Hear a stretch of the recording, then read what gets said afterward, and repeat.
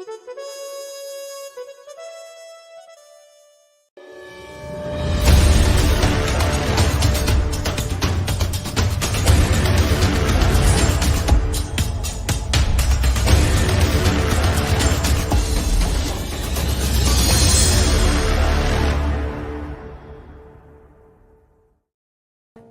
here we are after a lot of faffing around this morning, and my finger getting all sticky again is Mr. Phil and me. Yeah, And good morning, Keith. Good morning good to anybody morning, who's watching. It's me going solo again, which, as you and I know, may be the way the immediate future goes. And the subject I've chosen for today comes from the First World War, which, as you know, is a great interest of mine. In August of 1914, the German army invaded Belgium. The idea was that they would go through Belgium instead of France, because France had a series of forts on the border called the Maginot Line. So the General Schlieffen got together the Schlieffen Plan, which was to do exactly what the rest of Europe thought they wouldn't do, which is to go round the top and through Belgium and then do a blitzkrieg through to Paris. So they invaded Belgium, and that triggered Britain's treaty alliance to protect Belgium. And so Great Britain declared war on Germany and sent a small professional British army called the Expeditionary Force immediately to Belgium. Now, this was a professional army with a very high reputation for professionalism and firepower with their Lee Enfield rifles. They first encountered the Germans, who had overwhelming odds against this small British force, at a place called Mons, M-O-N-S. And the British force, heavily outnumbered, held this huge German army off for about 36 hours. But then it had to retreat because it lost so many soldiers. After the war, the Germans who fought at the Battle of Mons said that they were so impressed with the firepower and professionalism of the British with their rifles that they actually thought they were facing machine guns. Anyway, retreat they did. In September of 1914, rumours of atrocities committed by the Germans in Belgium began to be rife, particularly in Britain. And the Hun, as they became known, the Germans, were a bit like we regard Vladimir Putin today, very unwelcome. And they were committing war crimes against civilians. And a chap in Britain called Arthur Machen published in September 1914 a treatise, a story called The Bowmen of Mons. He stressed that it was entirely fictitious, but what it was that he, in his story, conjured up the vision, the supernatural vision of the bowmen, the archers of Agincourt, appearing on the battlefield of Mons and beating the Germans back, holding them back.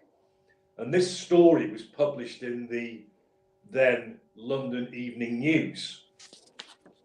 Despite the fact that he said himself that it was pure fiction, it caught on. And because of the atrocities committed by the Germans in Belgium, much propaganda was needed in Britain to counter this. And of course, they portrayed the Germans as, like, you know, devils with two heads. So parish priests asked permission of Machen to use his story, at least verbally, in their sermons. And they said that they believed it all to be true because the supernatural does exist, the spiritual side of things does exist, and they also felt it would be a fillip to their congregation. So it became a story that was portrayed as true in the churches of certainly England and Wales in 1915. He reprinted the story, reiterating that it was all fictitious. It was a dream, a myth.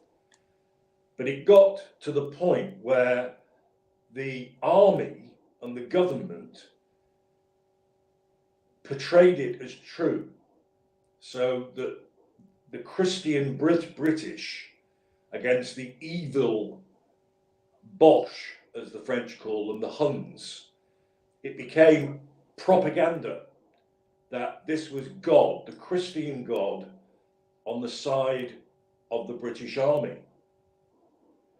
Then stories came from soldiers who had been there, who claimed they'd seen ghostly cavalrymen protecting them as they retreated at Mons. A nurse, Phyllis Campbell, again in 1915, wrote some memoirs, and she recounted how soldiers that she was treating, wounded soldiers or fatally wounded soldiers, they would talk of seeing Joan of Arc on the battlefield, the Archangel Michael, and so on. And so the whole thing proliferated from what was, without doubt, a completely unsupported piece of fiction. And because of the loss of people in the war, because of the grief, spiritualism and psychics also proliferated, because the grieving mothers in particular went to seances more and more, and psychics claimed to be in touch with their dead son or sons. And so that also fueled this concept that there was some sort of supernatural force on the battlefield that protected the British Army in its retreats. And what added to this was that there were then reports from those who found German bodies on the battlefield of arrow wounds, incredible though it sounds.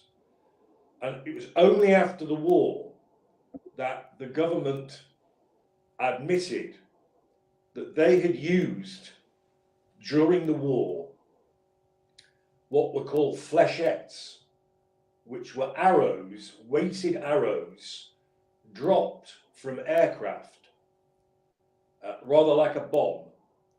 But of course, given the speed with which they fell vertically, if they went into a body, it would be killed or severely injured. But at the time, because there was no disclosure that that is happening, these arrow wounds that were allegedly seen were seen as evidence that Henry V's archers in the Spirit of Agincourt had been at work on a First World War battlefield. And so, you know, this really was taking on. And then to emphasize, not to emphasize, to reinforce the myth. A Scotsman called Dugald MacEachern published a book in 1923 which included a poem, and this is where the name of the myth comes from. A 160-line poem entitled The Angels of Mons, in which the archangels, armed with swords, together with archers, were on the battlefield and seen to be on the battlefield, protecting the British as they retreated. And it even got to the point where there were illustrations in the London Illustrated News at the end of 1915. And you can see this on Google. I can't show it you now. But there were paintings and illustrations of this phenomenon. And after the war, in certain churches in Belgium, and they still exist as far as I know, the stained glass depicted an angelic figure above the soldiers at Mons. So it just showed, in my opinion, it just showed how sensitive people were, how things would get out of hand almost, and how these legends were seized upon by the church and by the government as propaganda against the Germans. Had you heard of the Angels of Mons? No, vaguely, but I've never really investigated it. No. I mean, that's a fascinating story, Philip. I mean, fascinating. I can actually well believe that it's veracity, because those are the sort of things that, particularly in times of stress, people latch onto. The whole idea of some of the things that happened in the Bible are really on the basis that people wanted them to happen, wanted them to occur, wanted it to be true. The reason that they gained credibility, and I can well believe that the Angels of Mons became very real because soldiers wanted it to be.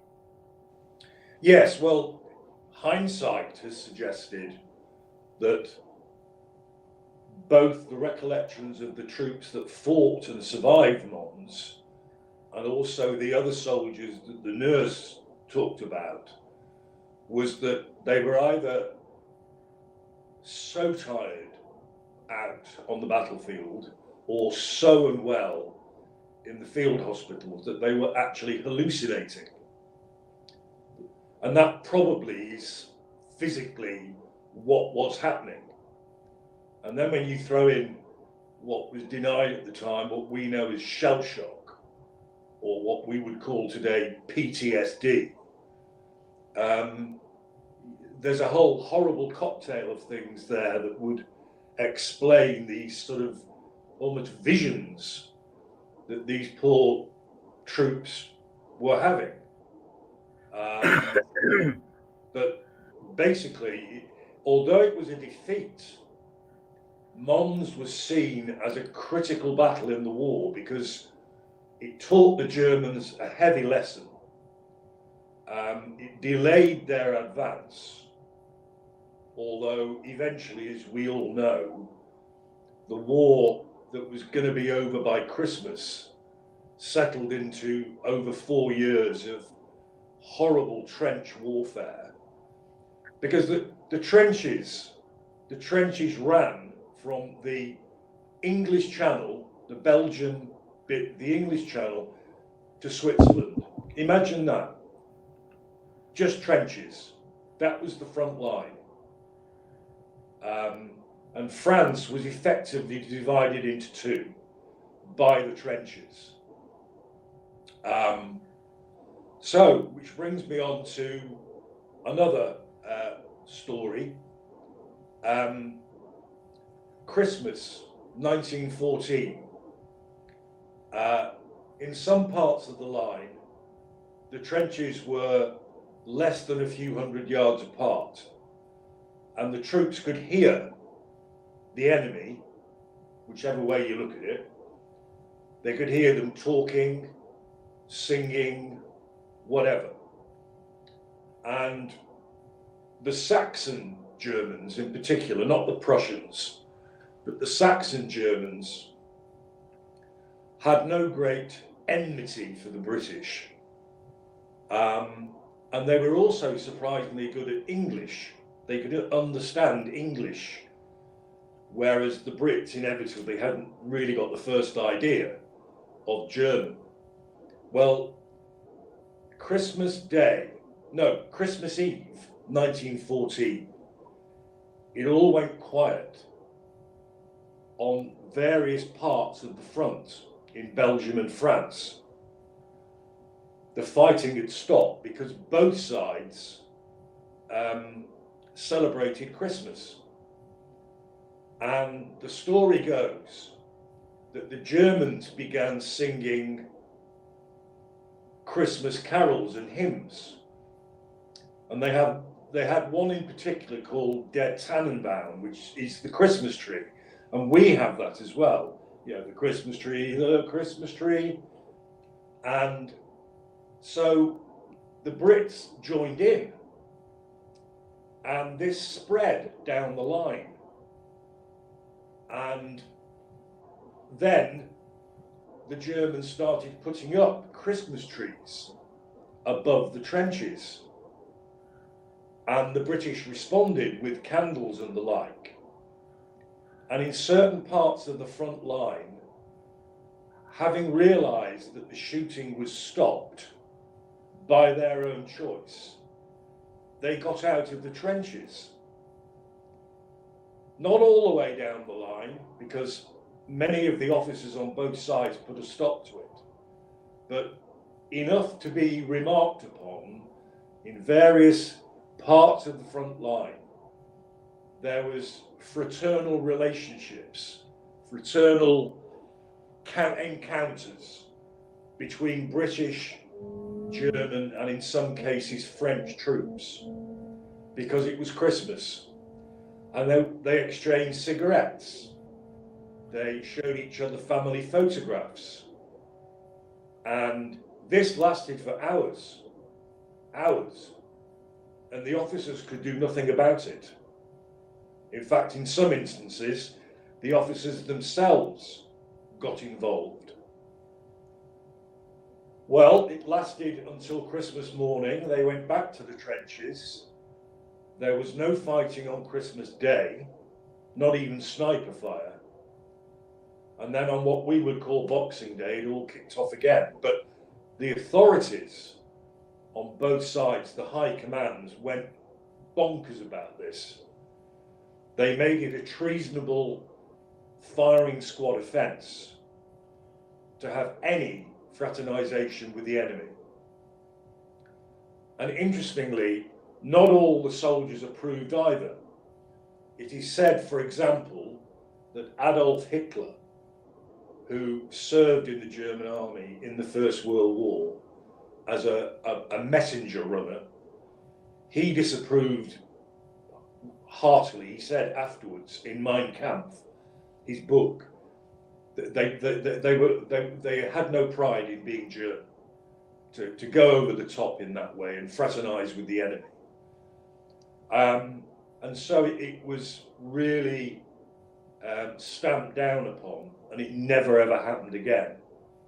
The officers who also got involved were either decommissioned or sent off, in the case of the Germans, sent off to the Eastern Front, where they were fighting Russia, which was a terrible place to be.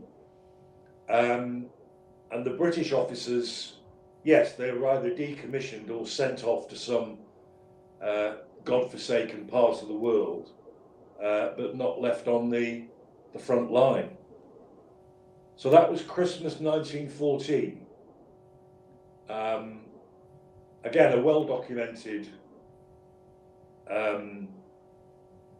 event. There was a film made of it. I mean, a feature film, the name of which I cannot remember. It may well have been called Christmas 1914. It's not the best of films, actually. It's pretty contrived, but it does at least represent visually, so you don't have to imagine it. It does represent what happened. There are available online, there are still photographs of the event, so it did happen. But given the way the war then went, it was never going to happen again. Because the point was, the Germans and the British, the public, they were led to believe wrongly that the war would be over by Christmas. In the end, it was, as I said, over 4.5 years, well, over 4 years of grinding industrial gunpowder, increasing armaments, used in a murderous fashion. But so that was Christmas 1914. I thought that people might find that interesting. Yes. Do I remember that it is also documented that in certain parts of the line that the Germans and Brits actually played football? Yes, sorry, you've reminded me. They did play football. They did play football. Now, mentioning a football, in the Imperial War Museum in London, there is a leather football that, at the Battle of the Somme in 1916, the first day of which was the 1st of July 1916, it was the bloodiest loss of men the British Army have ever experienced in one single day. Because the British Army believed that their offensive on the Somme would be quick and successful, because they believed they'd blown the German trenches to bits. Well, they had, but the German trenches, unlike ours, were typically Germanic, very deep, concrete bunkers underneath.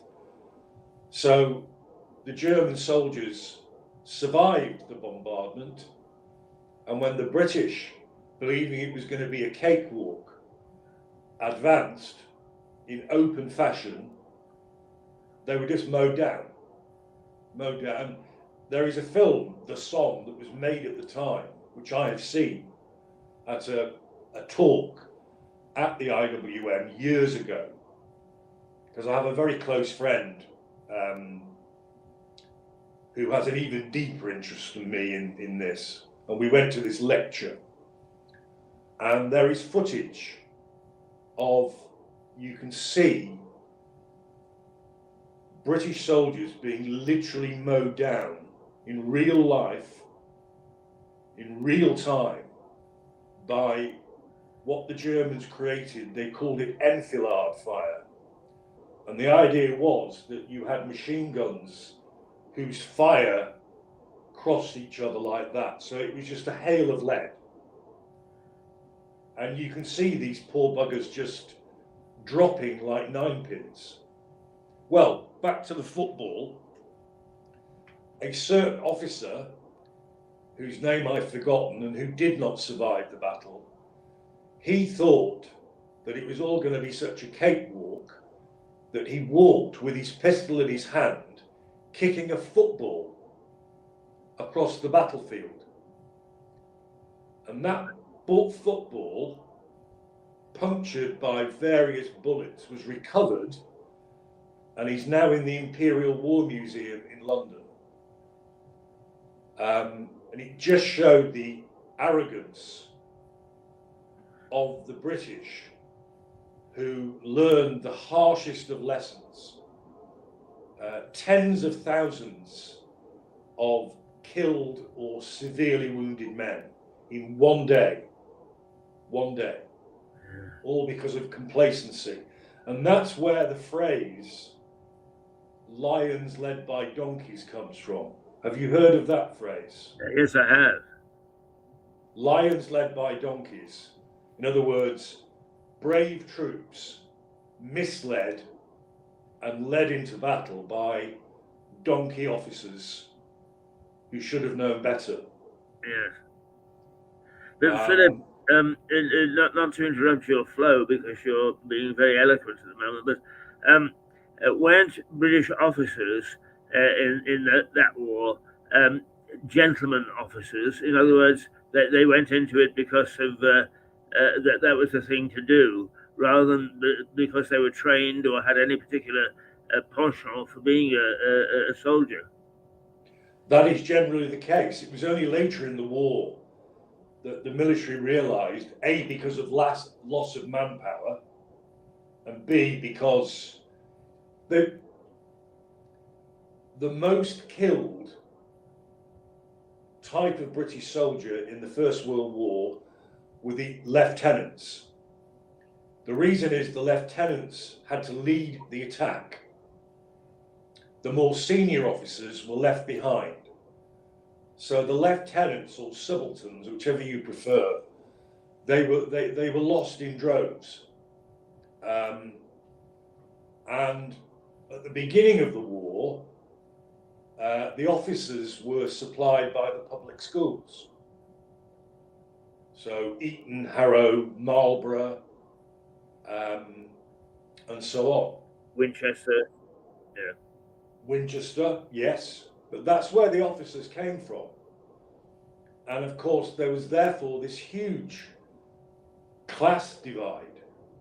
I mean, this is 1914, when a third of recruits for the British Army were refused, believe it or not, they were denied enlistment because they were in such bad physical shape.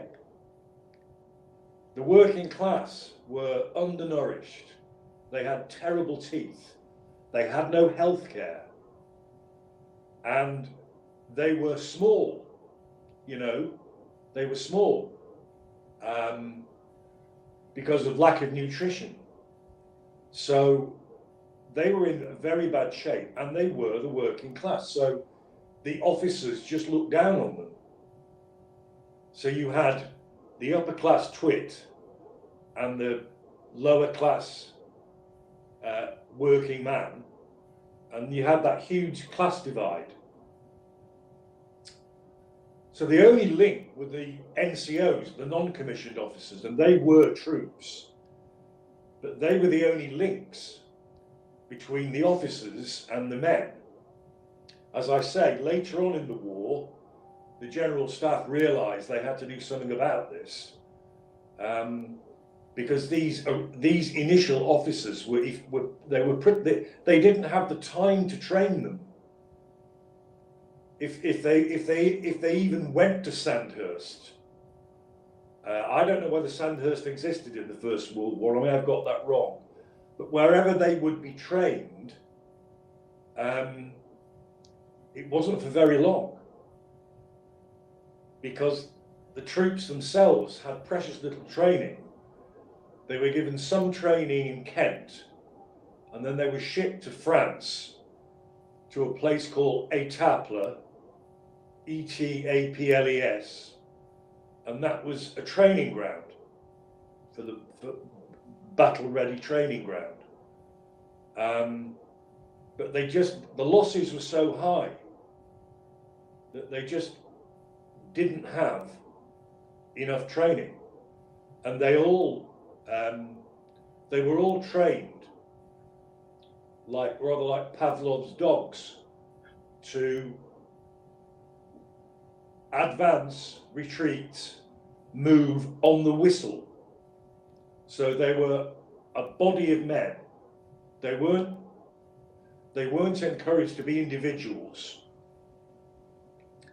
And a spin-off that's just reminded me of that was in 1916, Easter 1916, what happened in Dublin? Ah, the Easter Uprising. The Easter Uprising. And British troops who thought they were being sent to France were sent to Dublin. So you had a group of British troops in full khaki uniform sticking out like onions in a carrot field on the streets of Dublin, facing a guerrilla army of the Irish Republican Army, armed to the teeth and knowing every inch of Dublin as a city. And they had occupied all the critical buildings, in particular the General Post Office. And the General Post Office today, you can see the bullet holes. They've never repaired them. Outside the GPO on O'Connell Street in Dublin, you can see the bullet holes. They also occupied the Inns of Court, Trinity, and various other key crossroads. They didn't have roundabouts in those days, but crossroads and whatever. And they killed a high number of British soldiers because the soldiers were not trained in guerrilla warfare. They weren't trained to do street warfare. They were trained on the whistle. And that's how their officers led them in Dublin, on the whistle. So for the first few days, the losses were enormous. They were just literally picked off by the Irish. Anyway, as we all know, the rising was eventually crushed, but by sheer brute force, because what the rebels didn't have were field guns or machine guns. So in the end, brute force won. The uprising itself was not actually very popular in Dublin or beyond the Pale. It didn't have a great deal of support, and even on the streets, Dubliners were telling these rebels, go home, this is ridiculous, go home. What really made them into heroes and martyrs was the fact that the British shot them. They shot them in Mountjoy prison. And that was the mistake the Brits made, because that did turn much, much more Irish opinion against the British. And then we know the story from then. We have the Civil War, we have the Free State, then it became a republic. But no, because the Brits who were sent over there were trained for France, they lost their lives wrongly on the streets of Dublin.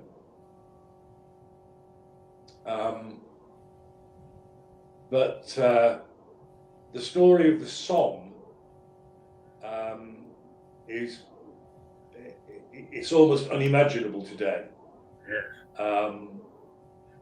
Return to that in a moment. I would like to make the comment in passing that Eamon de Valera, one of the leaders of the uprising and eventually the first president of the Republic, was held in Lewes prison. He was briefly, but he was then sent to Wandsworth, from where, with the help of Michael Collins, with whom he became a deadly enemy eventually, and Michael Collins, who was assassinated in the west of Ireland, people still believe that was on De Valera's orders. But with Michael Collins' help, De Valera and two others escaped from Wandsworth and just literally got into a taxi and were driven to a safe house and ended up back in Ireland. Extraordinary story. But yeah, I knew De Valera had briefly been in Lewes. maybe they should have left him there because he wouldn't have escaped from Lewis.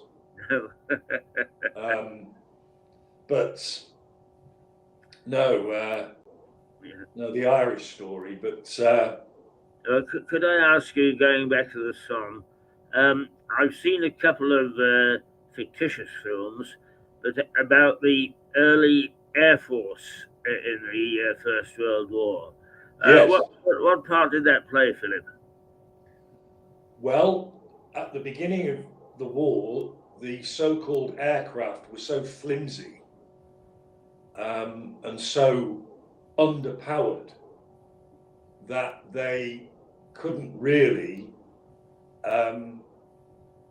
carry armaments. So what would happen would be that they would be used as observer aircraft. They could only fly very low, and basically they were death traps because they can be fired upon from the trenches by the Germans, and they had no way of answering back. But bit by bit, an example is the flechettes. This was early in the war, 1914. So all these planes could carry were like little iron arrows that they dropped. But things had to change, and they did change. The first big change was an aircraft, the name of which I've forgotten. It was powered by a propeller at the back that allowed the pilot and his gunner. The pilot would sit in the middle of the aircraft and the gunner would be at the front with a machine gun. So that was the first advance in arming, because they weren't the RAF in those days, they were the Royal Flying Corps. They didn't become the RAF till 1918. And so we then move on because they realized that these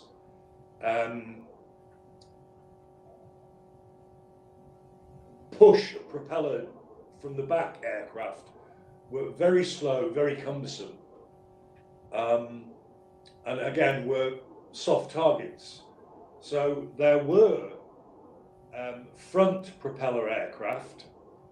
An example was the SE-5, but they couldn't work out how to fire through the propeller. So they were still left with movable guns on the top of the wings or whatever, but the pilot, there was no ability for the pilot to also have his, and it would have been a him in those days, his way to fire a machine gun directly from the front. Well, the first thing they did was they put metal plates on the propeller blades so that you could fire the machine gun at the front and it would bounce off the propellers without damaging them. And so maybe 50% of what you fired would get through the propeller, hopefully without damaging it, towards the enemy trench or the enemy aircraft. And then, incredibly for its time, a British engineer invented what I think was called the interrupter system, whereby the propeller's rotation was synchronized in time with the machine gun firing. So all of the bullets got through because the two were in sync. Now, if you think about that, this would have been, I think, 1916 by now. Just think about that. What an incredible thing to do. Absolutely. And it worked. Yeah. And it worked. But by the time we get towards the end of the war, you have really sophisticated by those days aircraft. The Sopwith Camel was one, because the Germans used triplanes very effectively. The Red Baron, the Baron von Richthofen, and his circus, as it was called, they were a great force to be reckoned with, and they used a combination of biplanes and triplanes. And the air war was totally different from trench warfare, because the air war was fought, again, by gentlemen on both sides. And they had this belief in chivalry. So, okay, they try and shoot each other down, but when parachutes came in later in the war, they wouldn't, as was done by the Germans in World War II, they wouldn't shoot the pilot on his parachute. And if they were captured, and it happened on the British side, if an opponent, particularly one who was deemed to have fought bravely, landed and was captured, he was taken to the mess, the officers' mess at the German airfield, and entertained as a guest, was fed and watered and entertained for the night before being taken off as a prisoner of war. And that happened with the Brits as well. So it was a completely different war in the air to the grief and mud and horrors of the trenches. And you have to go to these cemeteries and the monuments like Ypres or Leper in Belgium, Ypres, where there's a monument to those whose bodies were never found, and it's called the Menin Gate. And believe me, it is the most extraordinarily powerful monument. These were the guys who were never found. And the two things that hit you are A, the sheer numbers, and B, the countries from where they came. We must not forget that because this was the British Empire,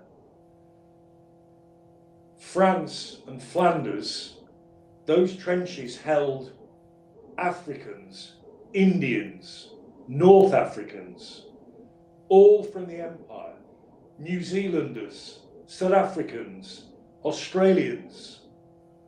You know, Gallipoli was fought almost entirely by what they called the Anzacs, Australia and New Zealand Army Corps. So this was a war of empire. Right. And the Germans did the same thing. And the French did the same thing. And the Austro-Hungarians did the same thing. And the Ottomans did the same thing, the country that became known as Turkey. So this was truly a world war. And where did the Navy fit in the First World War? I didn't hear that, Keith. Where did the Navy fit in the First World War? Well, well, that's a whole program in itself. But in a nutshell, it played very little part other than to blockade Germany. The Grand Fleet, which was huge, based generally at Scapa Flow, was used to blockade the German ports, because in the end, part of the reason the Germans signed the armistice in 1918 was because they were starving. They were starving.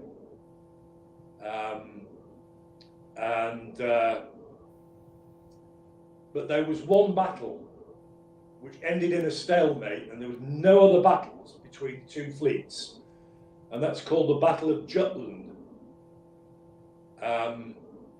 off northeast Scotland, in the North Sea, and it was a score draw, if you like. but the German fleet never left German ports again. And so then we get the submarines, we get the U-boats. And again, so you get the Lusitania being sunk by a German U-boat, which in the end brought the Americans into the war. The Americans came over in 1918, and that was the difference then. That was the difference. The Yanks are coming. Right, well, we've done 46 minutes, Keith. Yes, and fascinating stuff. Fascinating stuff. I mean, detail that I've never heard before. Well, I can find lots more to this than just today, as long as you think it will interest people. Oh, I think that both wars are fascinating. And actually, of course, there is whole generations where the memory is becoming very dim. But still the fascination of what it was all about and what happened. Yes, well, maybe in a week's time I can come on to some other spin-offs from the trenches, which are the war poets. Yes, indeed. Very interesting. Rupert Brooke, Siegfried Sassoon, Wilfred Owen. So I can probably do that. Yes. One little item that has always fascinated me, and it was because my grandfather told me, is I was actually reading the Colditz story. Yes. Well, I was in his presence. It was a wet day, and I read a little snippet out of it, and he said, "Oh yes, I was in Colditz Castle," and I said, "You couldn't have been. You were in the First World War." Oh no, it was used. It was used in the First World War as well. Yeah. And your granddad was there. Yes, it was held in Colditz. That's fascinating. You can tell me a bit more about that next time. Right. I'll say goodbye. I'll see you on Wednesday. Philip, thank you very much. A fascinating session, and yes, some interesting stuff. Well, send me the early link on Wednesday, and I'll hook in. Very well. Okay, I'll see you Wednesday, Keith. Okay, and you'll be with John Prideaux on Wednesday. Yes, 9 o'clock. Yes, look forward to it. Okay. See you then. Bye. Well, there we are. There's some fascinating stuff on the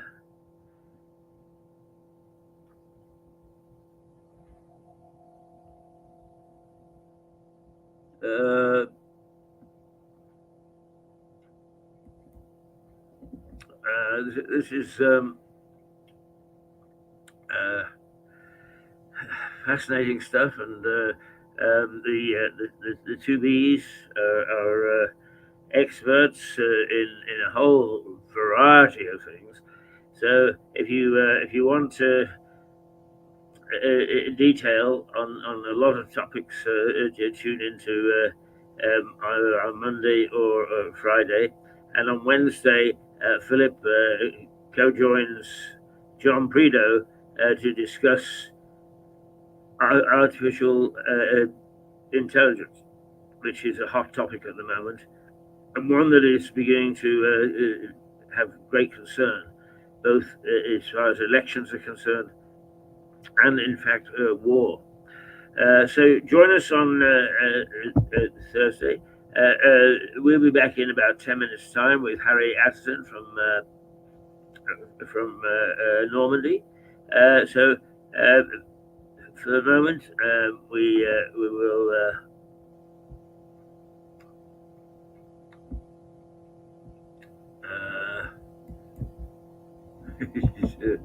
we will say toodle-pip.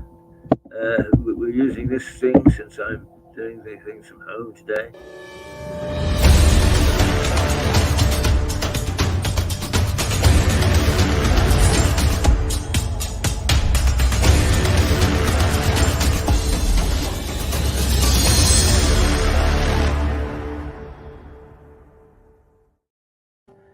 Toodle pip. See you in a little while.